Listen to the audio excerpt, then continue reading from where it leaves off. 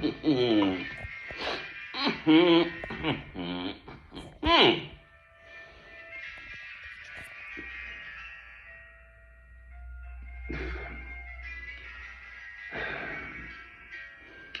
is from the epilogue to Proverbs. Silly old me, I still cherish notions of these things. I was blessed with wonderful elderly gentlefolk parents, a wonderful mother, a wonderful grandmother, and a wonderful great-grandmother in those pictures. And then came along and I married a woman who was and remains evil. So I'm afraid I've experienced that in life. 31 years worth of the lash of an evil woman using her body and our son as a weapon. So I still cherish notions of the beauty and potential for beauty within a woman. Epilogue. The wife of noble character.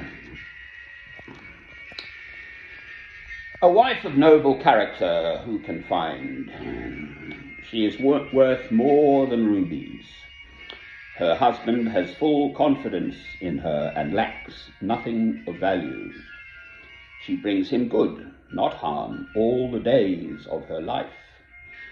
She selects wool and flax and works with eager hands. She is like the merchant ships bringing her food from afar. She gets up while it is still dark. She provides food for her family and portions for her servant girls. She considers a field and buys it. Out of her earnings she plants a vineyard. She sets about her work vigorously. Her arms are strong for her tasks. She sees that her trading is profitable, and her lamp does not go out at night. In her hand she holds the distaff and grasps the spindle with her fingers. She opens her arms to the poor and extends her hands to the needy. When it snows, she has no fear for her household, for all of them are clothed in scarlet. She makes coverings for her bed. She is clothed in fine linen and purple. Her husband is respected at the city gate, where he takes his seat among the elders of the land. She makes linen garments and sells them, and supplies the merchants with sashes. She is clothed with strength and dignity. She can laugh at the days to come. She speaks with wisdom, and faithful instruction is on her tongue. She watches over the affairs of her household and does not eat the bread of idleness. Her children arise and call her blessed, her husband also, and he praises her. Many women do noble things, but you surpass them all. Charm is deceptive and beauty is fleeting, but a woman who fears the Lord is to be praised. Give her the reward she has earned, and let her works bring her praise at the city gate. Amen. Well, now, that's the ideal, isn't it? Boy, oh boy.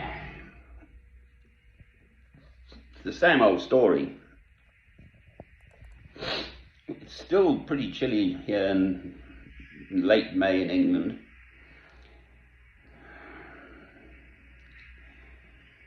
Anyway, now I come indoors and then it's warmer.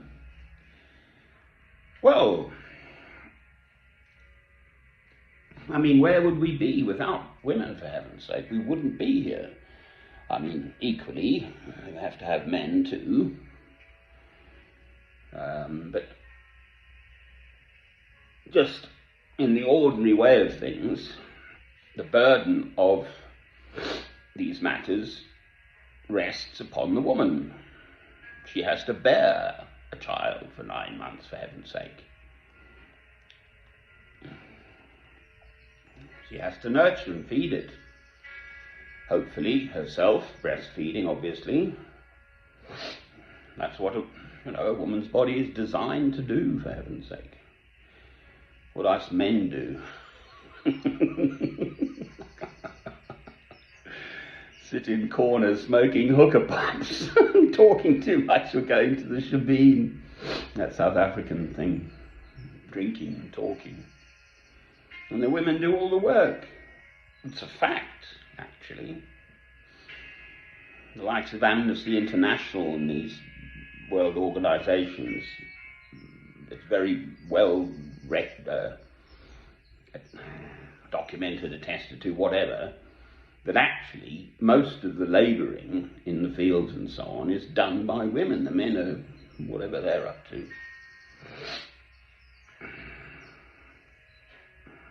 The sort of drudgery of daily life, much of it is borne by a woman. And in fact, the physiology of a woman is designed for childbearing. A woman has, I have a medical background, a greater capacity to bear pain. It's just part of the physiology of the human species. Men have testosterone, so we gallop around with all our male hormones and fighting and killing and the like, and you don't feel pain when you've got the old testosterone that's going. But a woman's physiology is designed, at least in part, over the millennia,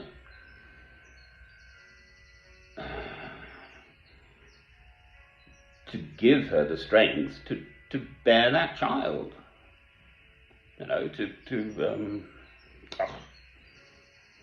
can't even think of the word, my brain's gone dead. What happens when the child arrives, that one? Isn't that extraordinary? I've completely lost the word for it.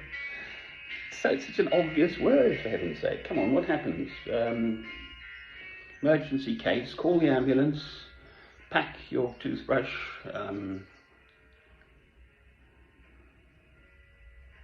anyway, the birthing of a child.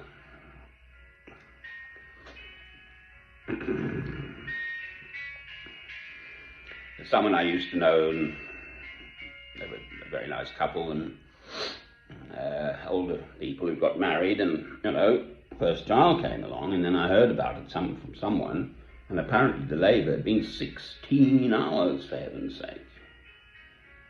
I mean, that is, oof.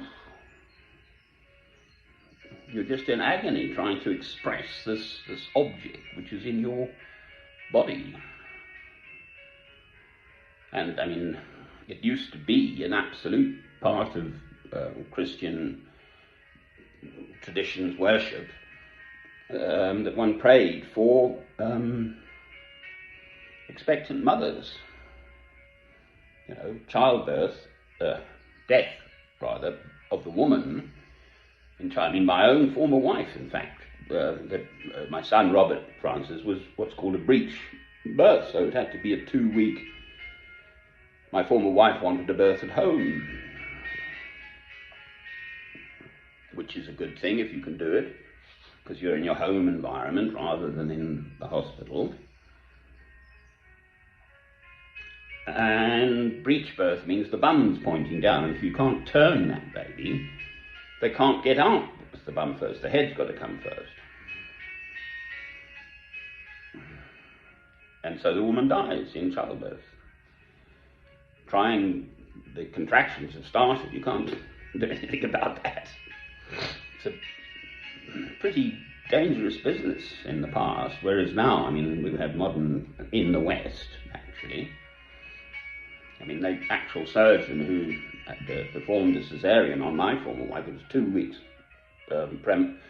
pre-term, to avoid nature kicking in with normal childbirth. and the hormones that do that,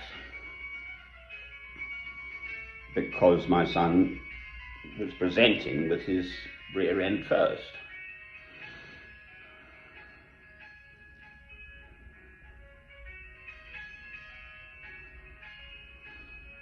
And as little old Robert's head popped out, he made a very small incision. He used to be, the name was Mr. Fordry. I remember facts about this. My son was 8 3/4 pounds, which is a jolly good weight. But he was talking about, he'd do pro bono work out in Africa and stuff. But more often than not, I'm afraid, the woman is working up to the day of labour. There we go. Labour, that's the one I was looking for. My wife's in labour. It must be too early in the morning.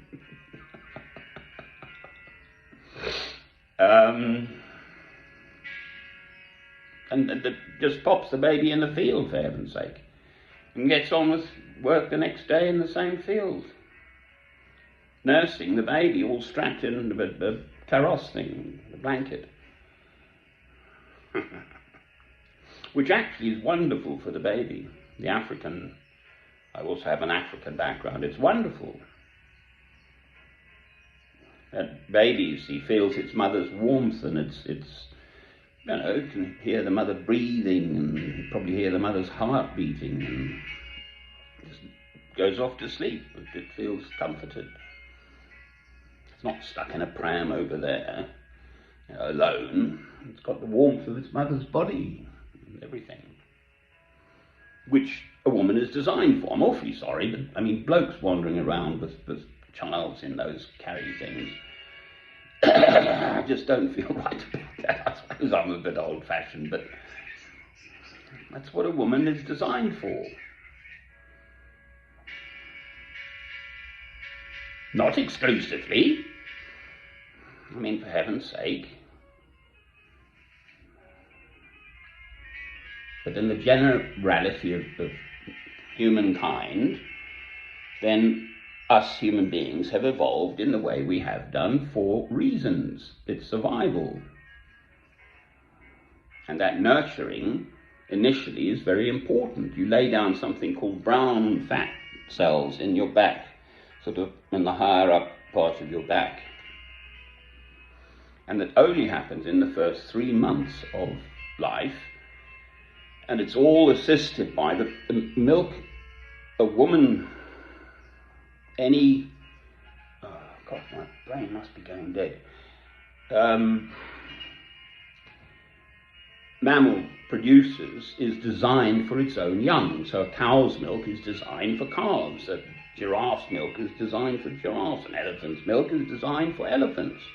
And they have different chemicals within the milk. So there is this thing that there are a whole sort of tribes, races of people who actually get sick if they drink cow's milk, because cow's milk has different proteins. And somewhere along the line, most people, I think in the West especially, evolved to be able to manage to drink cow's milk without being sick. But that early first mother's milk is absolutely designed to, there are chemicals in it, and it's just right for the baby. And actually coming out of the birth canal as well is another thing. It picks up the fetus then coming out as a young, baby human being, picks up bugs, microbes in the woman's vagina, the birth canal,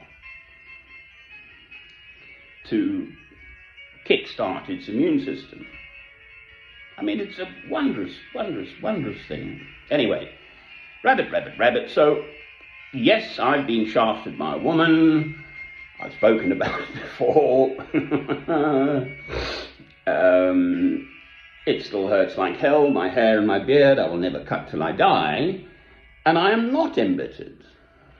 I've just read in again the passage from Romans chapter 12, what you should do to your enemies. I've always seen God having given me, as it were, that woman, whom I obviously married.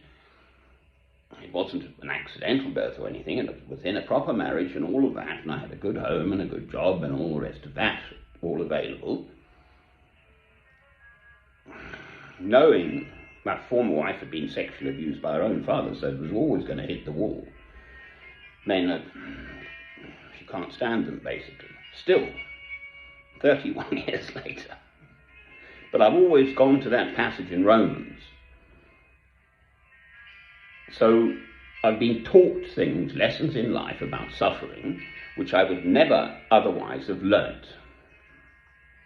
if I just had a nice cruisy life. As it happens, I had a wonderful relationship earlier on with a woman who very much was in love with me and would have married me, and in the end, after 5 or 6 years, I in fact said no. And she was a beautiful girl, which is another story. So the wife of noble character, who can find? Amen.